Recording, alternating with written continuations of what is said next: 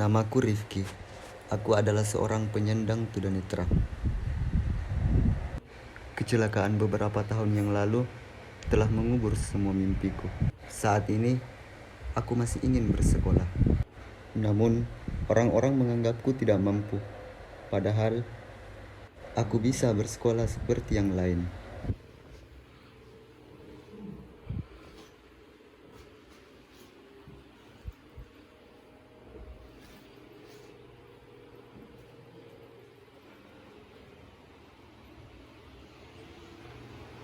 Kak, di mana Ki? Kenapa deh? Di mana Ki? Di sini Kak. Tunggu. Ini mana? Harus kau di mana Kak? Ini berdandan nanti. Dulu. Santai situ. Baca buku ah, kenapa ya? Moto mak begitu kayak kita, Kak. Ya, mau di rumah saja. Tidak ada bisa. Setan ini mau kok belajar. Iya, Kak. Kan saya bisa ajar kok dari rumah.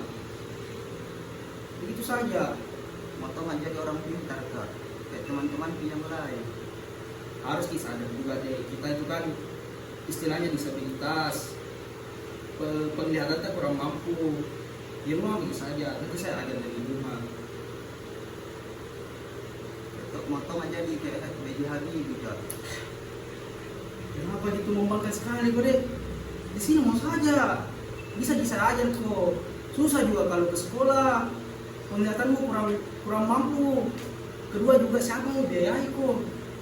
Saya pekerja sampinganku penjual-jual minuman ya. Apa mau dipakai biaya sekolahmu? Hai, tidak mau saja. Mau pergi deh. Ayo minum kau.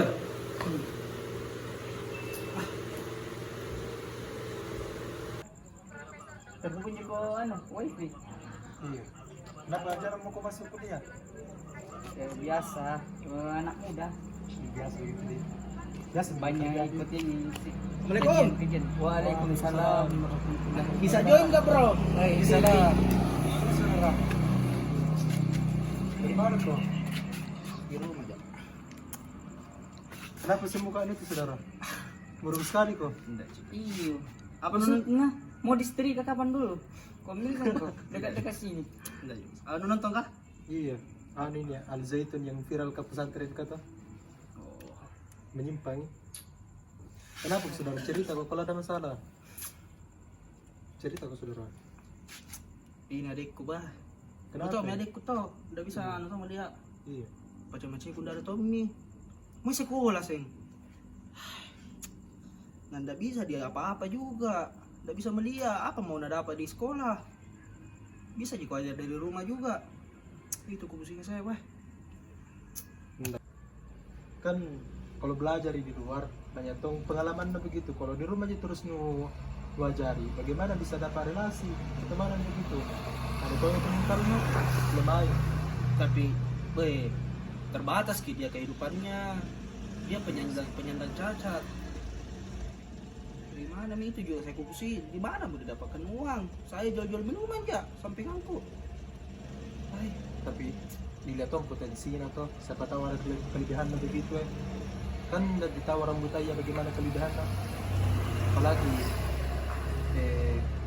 kalau di rumah terus itu psikologinya tuh mengganggu mental nanti Kan wajar Ji. Saya ajar Ki. gitu. Susah tuh kalau begitu. Mau sekolah baru ndak ada kesiapannya. Atau begini bisa aja kasih masuk di SLB tuh sekolah luar biasa kan ini ada kekurangannya adikmu tuh. Nah, tapi dilihat juga apa yang bilang Arkam betul juga tuh terbatas Ki. Ada gangguan mental pasti di dalam tuh. Tidak ada teman-temannya mungkin bagus juga kalau misalnya sekolah gitu untuk belajar dapat relasi. Tapi kira-kira tidak kayak tidak terganggu aja nanti kalau sekolah. Ya karena masalahnya dia beda dari teman-teman yang lain pasti nanti.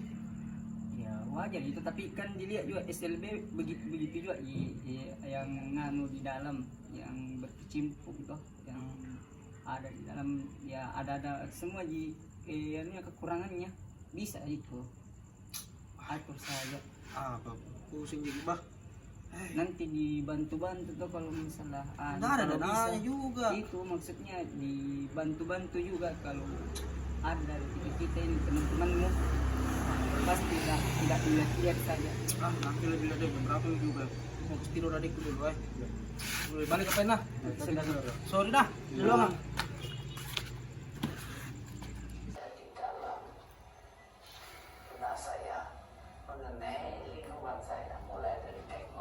Yang berusaha menjawab pertanyaan-pertanyaan saya itu.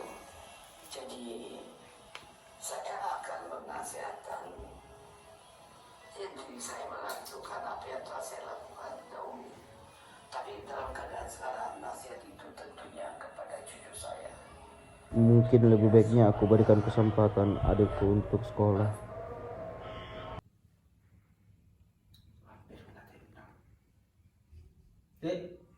Hei, yuhu. Bangun. Yang gak usah ditiru, masuk di dalam kamar. Bangun dulu. Bangun. Berdiri. Sini kok. Masuk dalam.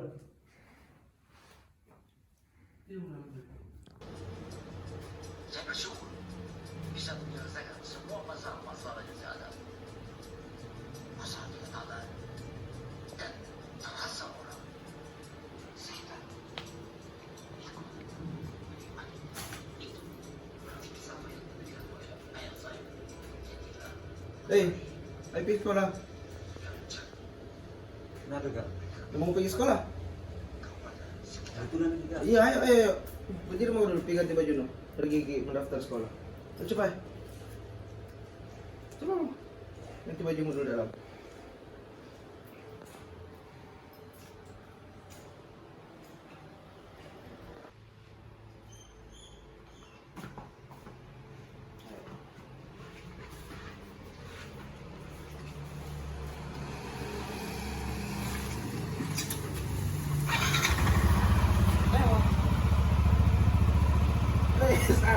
Salah. Ke sini ke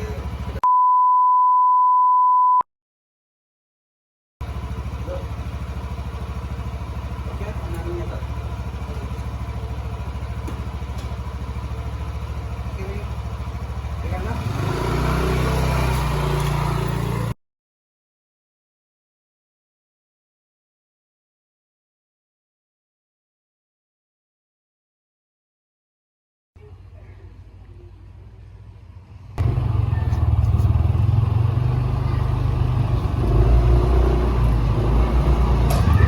Hai, alhamdulillah. Bagaimana jadi ini sekolah lagi? Dari berkata semua bagus after yang ada itu tadi coba ada di sekolah. Bahagia aja. Iya, ke Oh, sudah aman. ulang paling nak. Ya, hati-hati sekarang.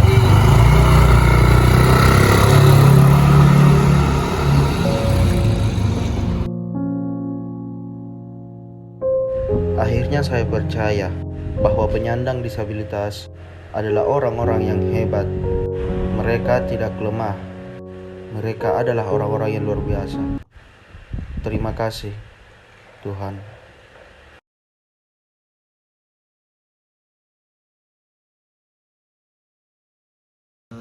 Menurut saya agama itu sangatlah berpengaruh di dalam kehidupan. Sebab kenapa?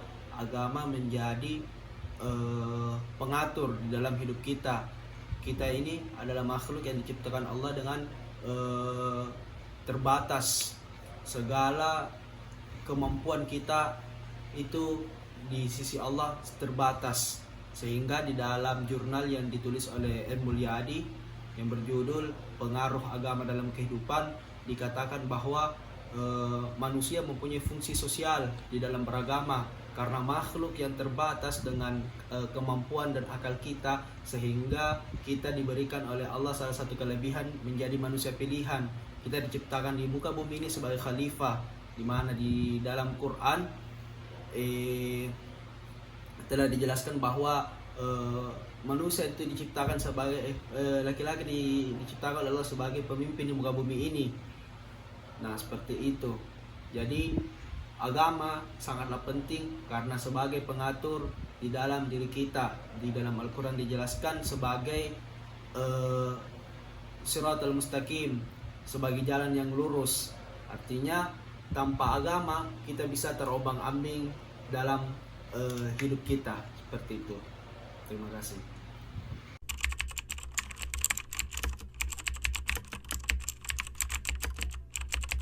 Dijelaskan dalam Al-Quran bahwasanya orang yang matang beragama itu besar cintanya kepada Allah Subhanahu wa taala. Dijelaskan dalam Al-Quran surah Al-Baqarah ayat 165. Walladzina amanu asyaddu hubban lillah. Sesungguhnya orang yang beriman itu sangat besar cintanya kepada Allah Subhanahu wa taala. Itu yang pertama.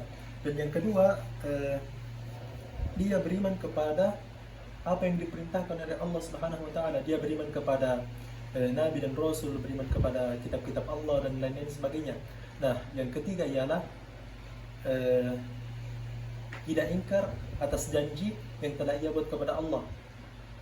Misalnya seperti dari jawaban kedua tersebut, Allah memerintahkan untuk senantiasa berjanji untuk tidak ingkar terhadap apa yang diperintahkan oleh Allah Subhanahu wa taala. Itu yang ketiga dari ciri-ciri matang dalam beragama. Nah, selanjutnya orang yang senantiasa matang dalam beragama itu selalu meningkatkan agamanya itu sendiri agar keimanannya akan terus bertambah. Mungkin seperti itu jawaban singkatnya. Terima kasih.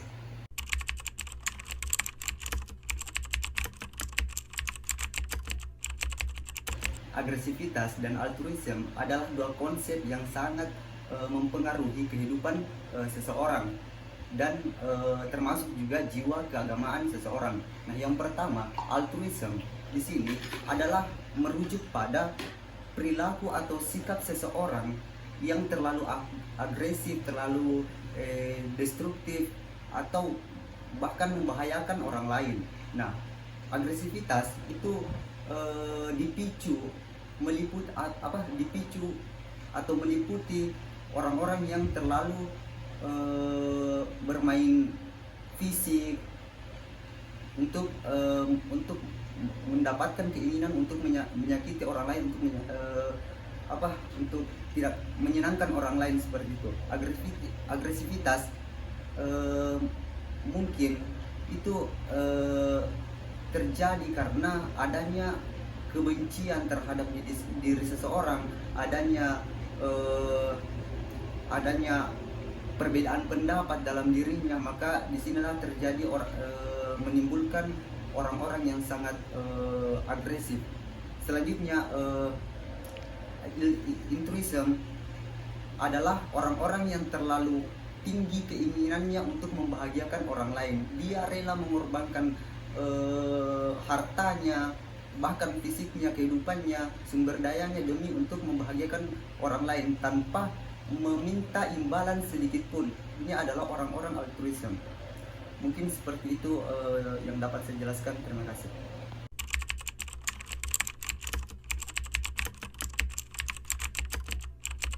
Jadi ada banyak sekali bentuk penyimpangan agama yang terjadi di masyarakat.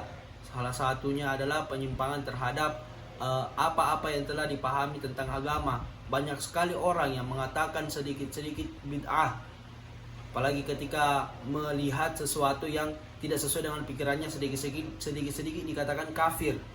Maka solusi dari itu ialah jangan biasanya rata-rata orang yang seperti itu karena satu, dia hanya belajar dari satu sumber saja, tidak mempelajari sumber yang lainnya. Yang kedua, dia belajar dengan guru, di mana guru yang dibimbingnya itu adalah bisa dikatakan sedikit ilmu, artinya yang belajar hanya otodidak atau belajar dari satu sumber saja. Maka solusi yang bisa kita ambil kita harus mempelajari bukan hanya dari satu sumber saja, sebab fikih atau satu pemahaman agama itu tidak didapatkan dari satu sumber, melainkan dari beberapa sumber. Lalu dari beberapa sumber yang kita dapatkan, baru kita memutuskan satu perkara. Jadi seperti itu. Sebab satu ungkapan mengatakan malla syaikha lahu fasyaitanu syaikhuhu. Barang siapa yang tidak belajar, maka setan gurunya. Jadi perbanyaklah belajar dan jangan pernah berhenti dan berputus asa untuk belajar. Kemudian bentuk penyimpangan yang lain seperti perjudian, perzinaan, juga musyrik atau mensyirikkan Allah, menduakan Allah. Semua solusinya itu adalah belajar saja. Jadi seperti itu.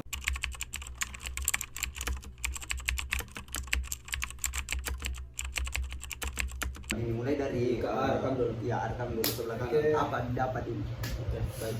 Yang pertama itu kesan saya dalam mempelajari psikologi agama ialah ada beberapa kesan. Yang pertama itu dengan mempelajari psikologi agama, saya mengetahui beberapa faktor atau ciri-ciri dari kematangan beragama seseorang. Nah, dan adapun yang kedua, dengan mempelajari psikologi agama, saya banyak mengetahui karakter dari agama orang itu sendiri, gitu. Dan adapun pesan saya dalam mempelajari psikologi agama ini, tetaplah belajar meskipun itu pelajaran yang mungkin tidak dianggap penting, karena segala sesuatu yang ada di dunia ini itu sangatlah penting. Walaupun itu tidak dianggap penting, maka itu sangatlah penting. Maka tetaplah mempelajari ilmu agama. Karena itu penting. Ya, itulah penting. Betul.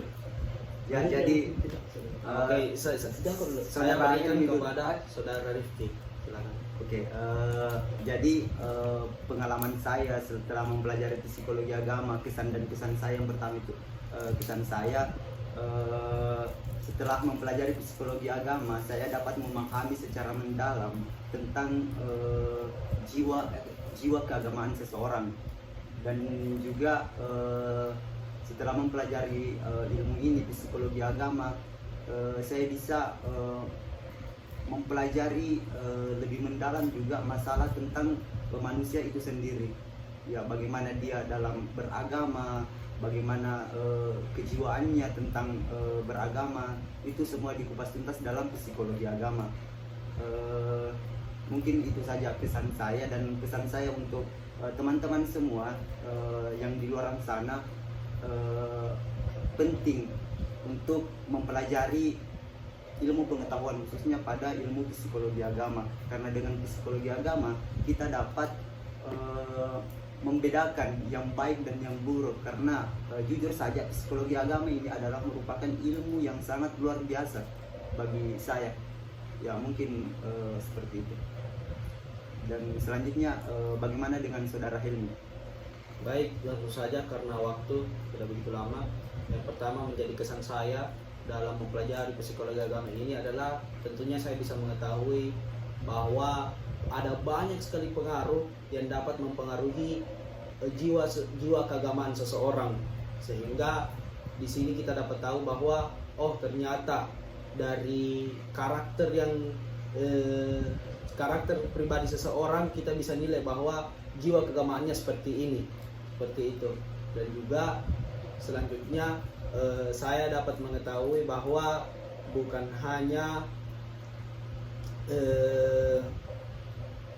psikologi itu bukan hanya psikologi ini mencakup hal yang khusus, tapi juga masuk di ranah keagamaan. Betul. Bahkan banyak sekali yang agama itu psikologi itu sebenarnya yang masuk ke agama, bukan agama yang masuk ke psikologi itu sendiri. Nah, kemudian selanjutnya pesan saya, karena dari dua teman saya tadi mengatakan bahwa penting untuk mempelajari psikologi agama, bagi saya wajib, bukan hanya penting tapi wajib bagi kita pelajari. Apalagi kita sebagai pelajar itu wajib mengetahui psikologi agama. Kita wajib mengetahui karakter seseorang dalam beragama. Kita wajib mengetahui pengaruh apa yang dapat mempengaruhi jiwa keagamaan seseorang. Jadi seperti itu. seperti itu ya, seperti itu. Ya, mungkin kita sudah dengarkan semua teman-teman pesan dan kesan mempelajari psikologi agama selama semester 4 ini. Dan kami pamit undur diri. Iya. Mungkin inilah yang menjadi tugas terakhir kami, sekaligus menjadi nilai bagi kami. Mohon maaf bagi ibu apabila kami dalam video kami terdapat salah ucap dan salah berperilaku di dalam video kami.